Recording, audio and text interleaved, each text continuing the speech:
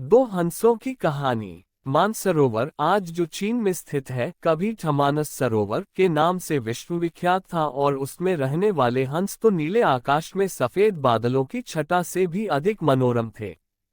उनके कलरव सुंदर नर्तकियों की नुपुर ध्वनियों से भी अधिक सुमधुर थे।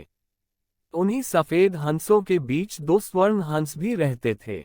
दोनों हंस बिल्कुल एक जैसे दिखते थे और दोनों का आकार भी अन्य हंसों की तुलना में थोड़ा बड़ा था। दोनों समान रूप से गुणवान और शीलवान भी थे। फर्क था तो बस इतना कि उनमें एक राजा था और दूसरा उसका वफादार सेनापति। राजा का नाम धृतराष्ट्र था और सेनापति का नाम सुमुख। दोनों हंसों की चर्चा देवों, नागों, यक्षों और विद्याधर ललनाओं के बीच अक्सर हुआ करती थी। कालांतर में मनुष्य योनि के लोगों को भी उनके गुण सौंदर्य का ज्ञान होने लगा। वाराणसी नरेश ने जब उनके विषय में सुना तो उसके मन में उन हंसों को पाने की प्रबल इच्छा जागृत हुई।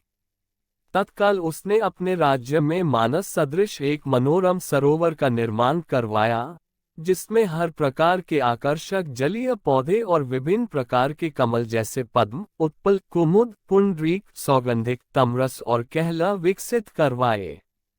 मत्स्य और जलीय पक्षियों की सुंदर प्रजातियां भी वहां बसाई गईं। साथ ही राजा ने वहां बसने वाले सभी पक्षियों की पूर्ण सुरक्षा की भी घोषणा करवाई, जिससे दूर दूर से आने वाले पंछी स्वच्छंद भाव से वहां विचरण करने लगे। एक बार वर्षा काल के बाद जब हेमंत ऋतु प्रारंभ हुआ और आसमान का रंग बिल्कुल नीला होने लगा, तब मानस के दो हंस वाराणसी के ऊपर से उड़ते हुए जा रहे थे। तभी उनकी दृष्टि राजा द्वारा निर्मित सरोवर पर पड़ी। सरोवर की सुंदरता और उसमें तैरते रमणीक पक्षियों की स्वच्छंदता उन्हें सहज ही आकर्षित कर गई। तत्काल वे नीचे उतर आए और महीनों तक वहां की सुरक्षा, सुंदरता और स्वच्छंदता का आनंद लेते रहे। अंततोगत्वा वर्षा ऋतु के प्रारंभ होने से पूर्व वे फिर मानस को प्रस्थान कर गए। मानस पहुंचकर उन्होंने अपने साथियों के बीच वाराणसी के कृत्रिम सरोवर की इतनी प्रशंसा की कि सारे के सारे हंस वर्षा के बाद वाराणसी जाने को तत्पर हो उठे। हंसों के राजा युधिष्ठिर और उसके सेनापति सुमुख ने अन्य हंसों की इस योजना को समुचित नहीं माना। युधिष्ठिर ने उनके प्रस्ताव का अनुमोदन न करते हुए ये कहा कि पंछी और जानवरों की एक प्रवृत्ति होती है, वे अपनी संवेदनाओं को अपनी चीखों से प्रकट करते हैं, किंतु जंतु जो कहलाता है मानव बड़ी चतुराई से करता है। अपनी भंगिमाओं को प्रस्तुत जो होता है उनके भावों के ठीक विपरीत। फिर भी कुछ दिनों के बाद हंसराज को हंसों की जिद के आगे झुकना पड़ा और वह वर्षा ऋतु के बाद मानस के समस्त हंसों के साथ वाराणसी को प्रस्थान कर गया। जब मानस के हंसों का आगमन वाराणसी के सरोवर में हुआ और राजा को इसकी सूचना मिली तो उसने अपने एक निषाद को उन दो विशिष्ट हंसों को पकड़ने के लिए नियुक्त किया।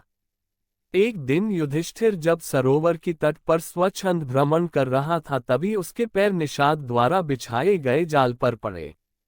अपने पकड़े जाने की चिंता छोड़ उसने अपनी तीव्र चीखों से अपने साथी हंसों को तत्काल वहां से प्रस्थान करने को कहा, जिससे मानस के सारे हंस वहां से क्षण मात्र में अंतर्धान हो गए। रह गया तो केवल उसका एकमात्र वफादार हमशक्ल सेनापति सुमुख। हंसराज ने अपने सेनापति को भी उड़ जाने की आज्ञा दी, मगर वह दृढ़ता के साथ अपने राजा के पास ही जीना मरना उचित समझा। निषाद जब उन हंसों के करीब पहुंचा तो वह आश्चर्यचकित रह गया, क्योंकि पकड़ा तो उसने एक ही हंस था, फिर भी दूसरा उसके सामने निर्भीक खड़ा था। निषाद ने जब दूसरे हंस से इसका कारण पूछा तो वह और भी चकित हो गया, क्योंकि दूसरे हंस ने उसे यह बताया कि उसके जीवन से बढ़कर उसकी वफादारी और स्वामी भक्ति है। एक पक्षी के मुख से ऐसी बात सुनकर निषाद का हृदय परिवर्तन हो गया। वह एक मानव था, किंतु मानव धर्म के लिए वफादार नहीं था। उसने हिंसा का मार्ग अपनाया था और प्राणातिपात से अपना जीवन निर्वाह करता था। शीघ्र ही उस निषाद ने अपनी जागृत मानवता के प्रभाव में आकर दोनों ही हंसों को मुक्त कर दिया। दोनों हंस कोई साधारण हंस तो थे नहीं, उन्होंने अपनी दूरदृष्टि से यह जान लिया था कि वह निषाद निस्संदेह राजा के कोप का भागी बनेगा। अगर निषाद ने उनकी जान बख्शी थी तो उन्हें भी निषाद की जान बचानी थी।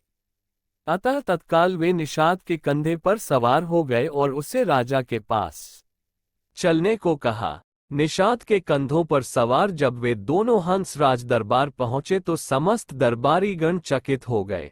जिन हंसों को पकड़ने के लिए राजा ने इतना प्रयत्न किया था वे स्वयं ही उसके पास आ गए थे। विस्मित राजा ने जब उनकी कहानी सुनी तो उसने तत्काल ही निषाद को राजदंड से मुक्त कर पुरस्कृत किया। उसने फिर उन ज्ञानी हंसों को आतिथ्य प्रदान किया तथा उनकी देशनाओं को राजदरबार में सादर सुनता रहा। इस प्रकार कुछ दिनों तक राजा का आतिथ्य स्वीकार कर दोनों ही हंस पुनः मानस को वापस